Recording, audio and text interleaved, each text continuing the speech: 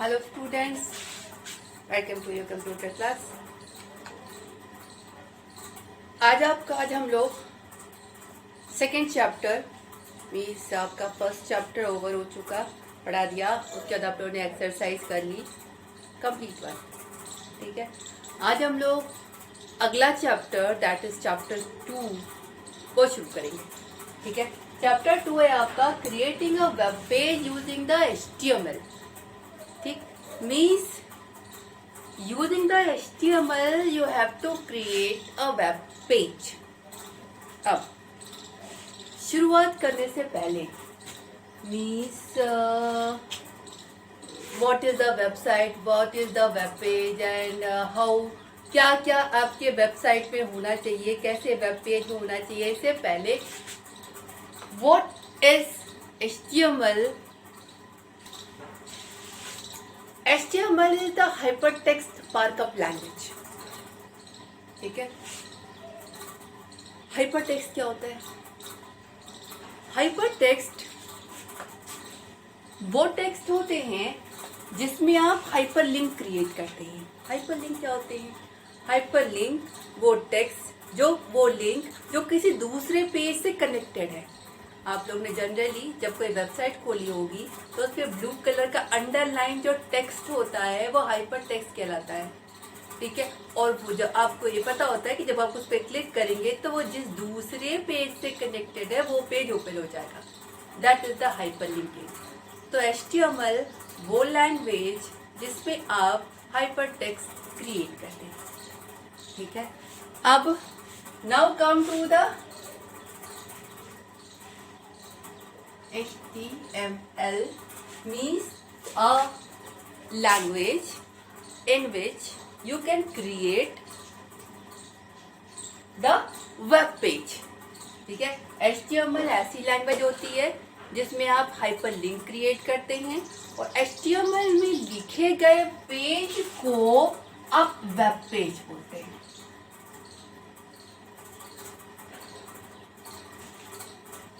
Connection, HTML is a hypertext markup language, एक ऐसी language जिसमें आप हाइपरलिंक्स क्रिएट कर सकते हैं। हाइपरलिंक का मतलब वो टेक्स्ट जो किसी दूसरे पेज से कनेक्टेड है, मतलब कनेक्टिविटी वाले लिंक जिस लैंग्वेज में क्रिएट कर सकते हैं उस लैंग्वेज को HTML बोलते हैं। HTML लैंग्वेज में लिखे गए पेज को वेब पेज बोलते हैं। ठीक है, now website, collection of web page. देखिए, एक पेज यानी एक HTML पेज आपका एक वेब पेज कहलाता है। ठीक है, अब आप कोई वेबसाइट बना रहे हैं, मान लीजिए आप अपने स्कूल की वेबसाइट बना रहे हैं। ठीक है, तो उस वेबसाइट में आप एक पेज रखेंगे स्कूल के बारे में, एक पेज रखेंगे फैसिलिटी के बारे में, एक पेज रखेंगे आपका टीचर्स के बारे में, क्लास के बारे में, स्पोर्ट के बारे में, अलग अलग सबके सब वेब पेज कहलाएंगे। ठीक है, तो वेब पेज का कलेक्शन वेबसाइट कहलाता है। ठीक है, a website is the collection of web pages. ठीक है, now what is the website? Collection of website is called the web server. क्या होता है कि आपका जो पेजेस का कलेक्शन है जिसको आप web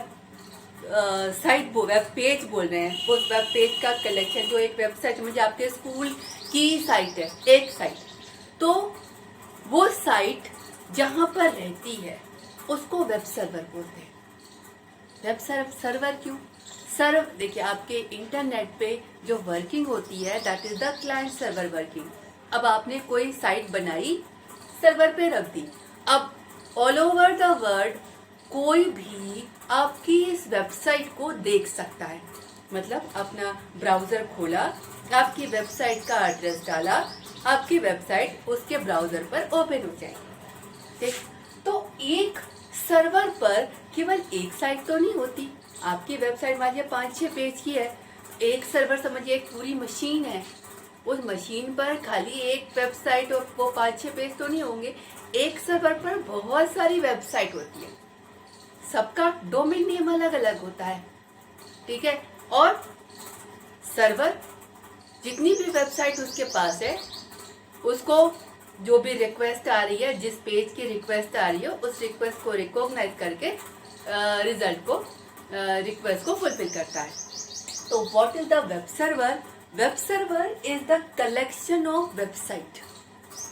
now what is the collection of website is called the www, means world wide web.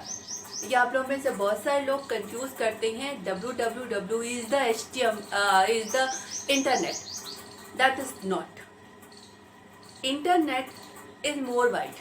Internet में आपके डेटाबेस के सर्वर, फाइल ट्रांसफर प्रोटोकॉल के सर्वर और अलग अलग और भी बहुत सारे सर्वर्स होते हैं जिनको आप इंटरनेट बोलते हैं, ठीक है। लेकिन www world wide web means only the web server, यानी ऑल ओवर द वर्ल्ड जितने भी वेब सर्वर हैं उन वेब सर्वर का कलेक्शन आपका www कहलाता है। अब रिवर्स में आते हैं। www यानी world wide web is the collection of web server. What is the web server? Web server is collection of website. What is the website? Website is collection of web pages. And what is the page? Web page? Web page is a page written in a language called HTML. HTML page में लिखे गए page को web page बोलते हैं। ढेर सारे web page का collection website कहलाती है।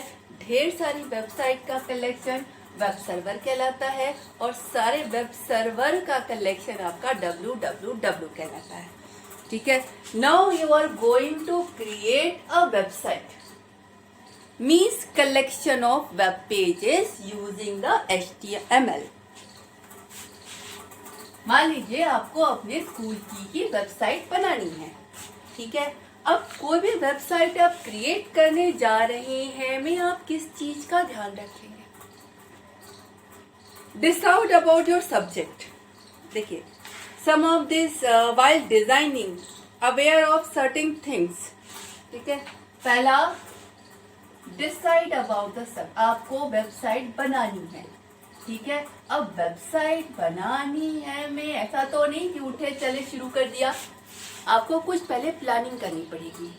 सबसे पहले तो आपको ये सोचना पड़ेगा कि ओके वेबसाइट बना रहे हैं में हम किस चीज की वेबसाइट बनाएंगे। जैसे मैंने आपको एग्जांपल दिया कि आप अपने स्कूल की वेबसाइट बना रहे हैं। स्कूल की बनाए कोई जरूरी नहीं है, आप किसी भी चीज की अलग अलग वेबसाइट बना सकते हैं, ठीक है। आप किसी अलग अलग, ठीक है।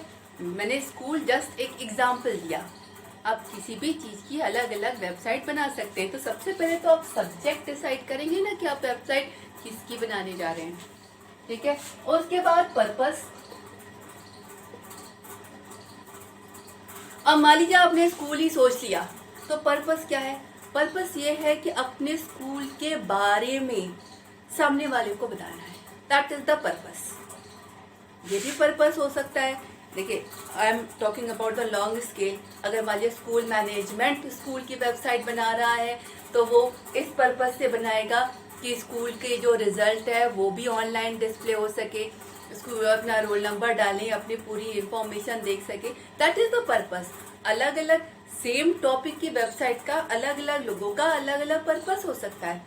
आपका पर्पस सिर्फ अपने स्कूल के बारे में बताना हो सकता है, मैनेजमेंट का पर्पस सेम स्कूल की वेबसाइट पे अलग हो सकता है, ठीक है। Decide about the information. What is the planning of the decide about information and decide about the goal.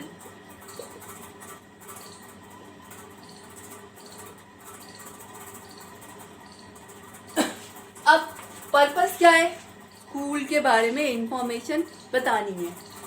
तो decide about the information means school के बारे में बताना है, तो स्कूल के बारे में क्या क्या बताना है? स्कूल आपका है, ठीक है, बहुत सारी चीजें हैं। अब बहुत सारी चीजों को आप कैटेगराइज करेंगे। जैसे आपका मान लीजिए आपने कहा मैं स्कूल की फैसिलिटी के बारे में बताऊंगा और हमारे स्कूल में कितने स्पोर्ट्स होते हैं, कहाँ कहाँ जीता है, इस बारे में बताऊंगा। या हमारे स्कूल में ये हुआ, मैं इस तरह क्या डिसाइड अबाउट द पर्पस, आपको क्या बताना है और उस पर्पस के बेस पर आपको क्या इंफॉर्मेशन देनी है, ठीक है। और उसके बाद गोल, आपका पर्पस ये है कि स्कूल के बारे में बताना है, तो आपका मेन ऑब्जेक्टिव क्या हुआ कि आपका स्कूल थोड़ा मतलब लोग आपके स्कूल के बारे में जाने, दैट इज द गोल। आप यहाँ पर अपने स्कूल अपनी वेबसाइट में फीडबैक भी ले सकते हैं, तो आपको पता चलेगा कि कितने लोगों ने आपकी वेबसाइट देखी और उनका क्या रिएक्शन है, and that reaction is your goal.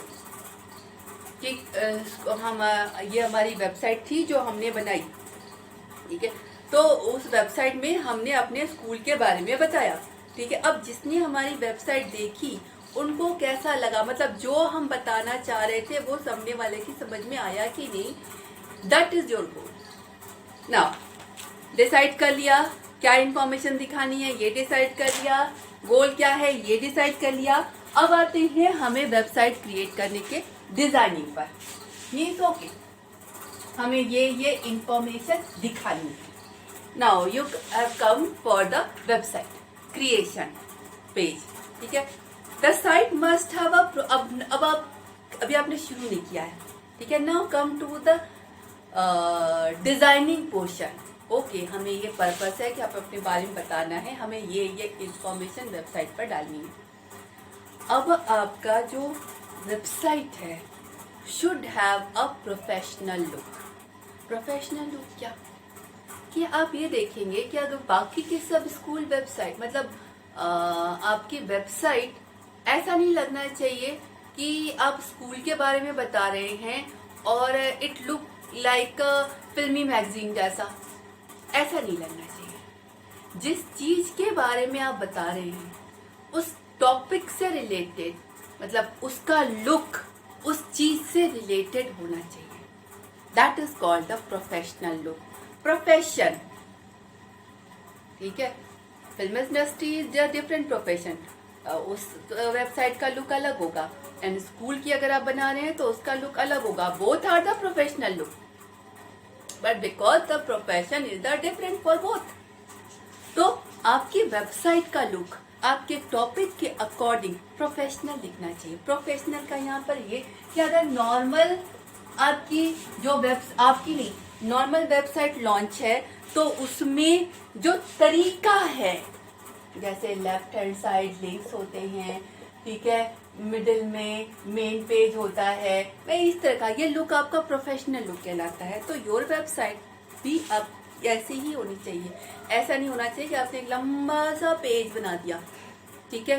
कोई भी इतना लंबा पेज नेविगेट नहीं करता।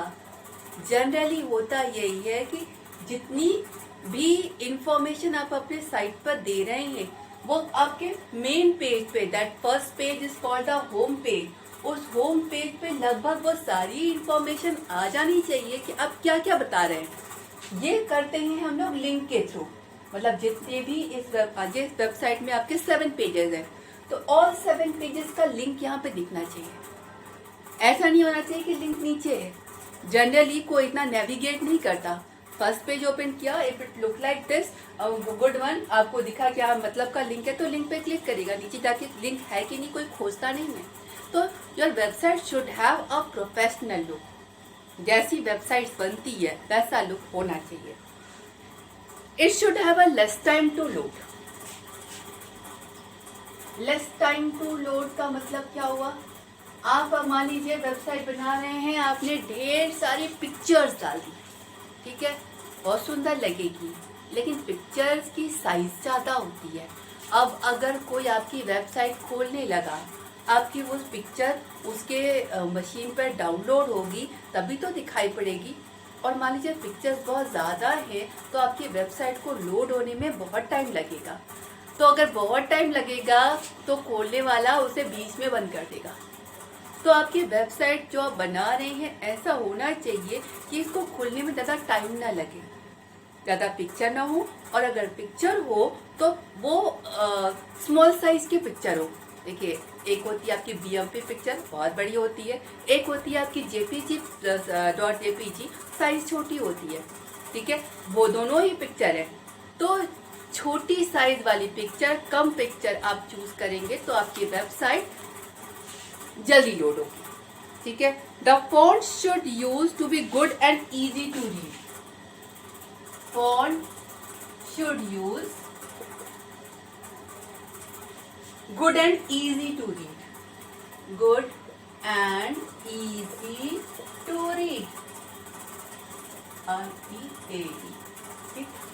आप वेबसाइट क्रिएट करने में जो फॉन्ट यूज कर रहे हैं, देखिए कुछ लोगों को बहुत पसंद होता है वो स्टाइलिश फॉन्ट लिखना, पर बहुत बार बहुत से फॉन्ट स्टाइल होने के चक्कर में इजी टू रीड नहीं होते, ठीक है। तो जब आपको तो बहुत सुंदर लग रहा है, गोल गोल टेढ़ा मेढ़ा, मगर गोल गोल टेढ़ा मेढ़ा अगर समझी में नहीं आ रहा है कि लिखा क्या है, तो फिर आपकी वेबसाइट का पर्पस ही नहीं रहा। तो you should choose the font जो इजीली रीड किए जा सके, ठीक है। Navigation should be simple, navigation should be simple, navigation should be simple का मतलब होता है कि आपकी वेबसाइट में जितने पेजेस है, हर पेजेस पर जाने के इजी, आपने लिंक दे दिया, सीधा आप दूसरे पेज पे पहुंच जाओ, ठीक है। मतलब इजी होना चाहिए, आप अपनी वेबसाइट को नेविगेट यानी सर्च कर सके, ठीक। The information should be updated, this is the most important thing. क्या होगा, मान लीजिए किसी ने आपकी वेबसाइट खोली, ओके, दो देखना था, एक बार देख लिया, ठीक है, सेकेंड टाइम खोला, उसे दिखा कि जो लास्ट टाइम देखा था वही दिख रहा है, तो फिर अगली बार से वो नहीं खोलेगा, क्योंकि कुछ भी नया नहीं है, ठीक है। तो आपको जो वेबसाइट आप बना रहे हैं should be updated time to time, क्योंकि किसी को मान लीजिए पसंद भी आए तो भी वो बार बार वही चीज देखने थोड़ी आएगा। अगर आपकी वेबसाइट में कुछ भी नया नहीं है, कुछ भी अपडेटेड नहीं है, तो nobody will search again and again, that is the most important. The graphic should be attractive, आप जो पिक्चर डालें मतलब ऐसा लगना चाहिए देखने वाले को कि हाँ अच्छा लग रहा है, जो भी चीजें डाली मतलब वेबसाइट का लुक अट्रैक्टिव होना चाहिए, ताकि लोग देखें हाँ बड़ी अच्छी वेबसाइट लग रही है, तब उसके बाद वो आगे नेविगेट करेंगे। अगर वेबसाइट खुली और कहीं भी कुछ भी अजीब सी पिक्चर है तो वो वही बंद कर देता है। तो should look attractive, easy to navigate, easy to readable, easy to load, ये सब मेन बेसिक चीजें होती हैं वेबसाइट क्रिएट करने में, ठीक है। This is the designing. Now creating your first web page, ये हम लोग अगली क्लास में लेंगे। अगली क्लास से हम लोग HTML में वेब पेज क्रिएट करना स्टार्ट कर देंगे। Okay, thank you.